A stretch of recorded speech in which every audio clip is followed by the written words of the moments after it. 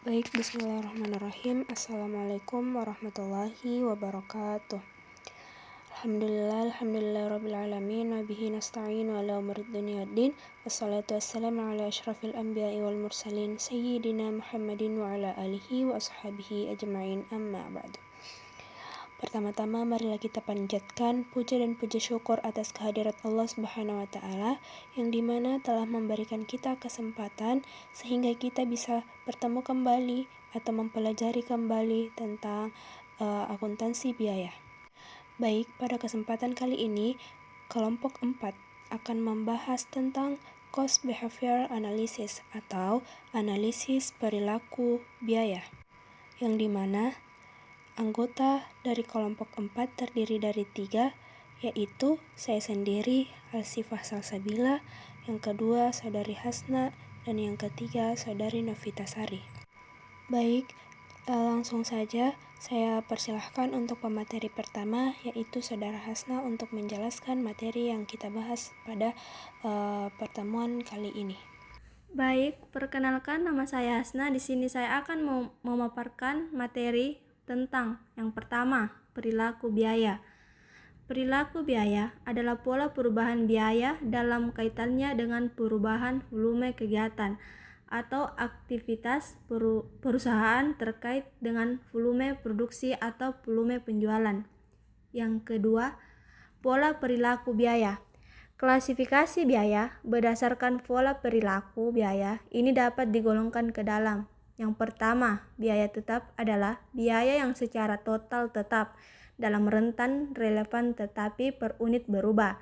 Yang kedua, biaya variabel adalah biaya yang jumlah totalnya akan berubah secara sebanding dengan perubahan volume kegiatan. Yang ketiga, biaya campuran adalah biaya yang mengandung unsur biaya tetap dan biaya variabel. Biaya campuran disebut juga dengan biaya semi variabel. Yang ketiga, memisahkan biaya tetap dengan biaya variabel. Metode pemisahan biaya tetap dan variabel diperlukan untuk tujuan-tujuan berikut. Yang pertama, perhitungan tarif biaya overhead, predeterminasi dan analisis varians. Yang kedua, perhitungan biaya langsung dan analisis varians. Yang ketiga, analisis titik impas dan analisis biaya volume laba. Yang keempat, analisis biaya diferensi dan kumulatif. Yang kelima, analisis maksimasi laba dan minimisasi biaya jangka pendek. Yang keenam, analisis anggaran modal. Yang ketujuh, analisis probabilitas pemasaran berdasarkan daerah, produk, dan pelanggan. Adapun metode pemisahan biaya semi variabel. Yang pertama, metode titik tertinggi dan terendah. Suatu metode dalam menghitung biaya tetap dan biaya variabel dengan menggunakan dua titik yang berbeda, yaitu titik tertinggi dan titik terendah. Titik yang dipilih adalah titik periode dan aktivitas tertinggi dan terendah. Yang kedua, metode titik sebaran. Metode ini merupakan suatu plot dari biaya terhadap tingkatan kegiatan di masa lalu. Metode ini juga menunjukkan setiap perubahan yang berarti dalam hubungan antara biaya dan kegiatan pada tingkatan kegiatan yang berbeda. Yang ketiga, metode kuadrat terkecil. Metode ini kadang-kadang disebut analisis regresi, menentukan secara matematis garis yang paling sesuai atau garis regresi linear melalui sekelompok titik. Garis regresi meminimalisasi jumlah kuadrat devasi dari setiap titik aktual yang dipilih dari titik di atas atau bawah regresi. Baik, sekian itu yang dapat saya jelaskan. Saya kembalikan ke moderator. Baik, itulah tadi pemaparan materi dari Saudari Hasna. Selanjutnya Saudari Novia, saya persilahkan. Baik, terima kasih atas kesempatan yang telah diberikan. Selanjutnya yaitu contoh. Di sini kita menggunakan metode titik tertinggi dan terendah. Nah, sebagaimana data yang telah ditampilkan, jam kerja paling tinggi itu berada di bulan Januari, yaitu 6.700. Kemudian paling rendah terdapat di bulan Desember, yaitu 2.920.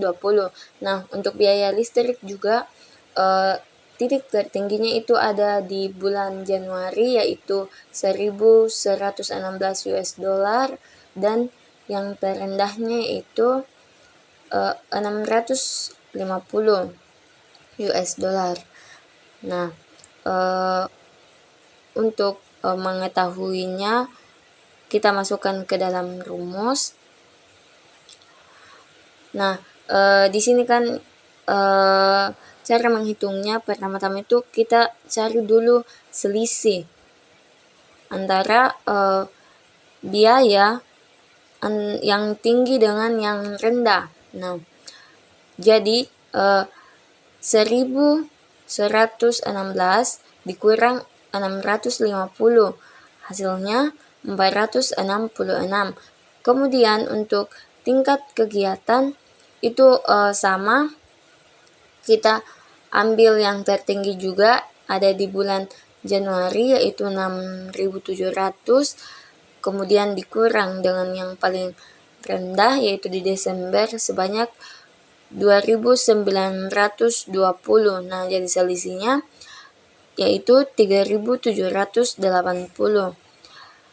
Kemudian untuk mencari tarif biaya variabel, kita bagi selisih antara biaya dengan tingkat kegiatan, yaitu 466 US dollar dibagi 3.780, hasilnya 0,123 US dollar per jam kerja. Kemudian ini untuk total biaya tadi didapatkan dari Januari, yaitu total biaya 1.116 yang di bagian biaya listrik paling atas, kemudian terendah di bulan Desember yaitu 650.000. Kemudian untuk biaya variabel kita kalikan antara tarif biaya variabel tadi yang kita dapat dengan yang paling tinggi pada jam kerjanya ada di bulan Januari yaitu 6.700. Nah, kita kalikan sehingga hasilnya 824,1 US dollar. Nah, untuk yang terendah cara penyelesaiannya sama, kita ambil yang paling rendah yaitu di bulan Desember sebanyak 2.920, kemudian kita kalikan dengan tarif biaya variabel tadi yaitu 0,123 US dollar. Hasilnya 359,2 US dollar. Kemudian untuk mencari biaya tetap di sini yaitu total biaya dikurang dengan biaya variabel. Nah, untuk yang tertinggi berarti 1.116 US dollar dikurang 824,1, hasilnya 291,9. Kemudian digenapkan menjadi 292.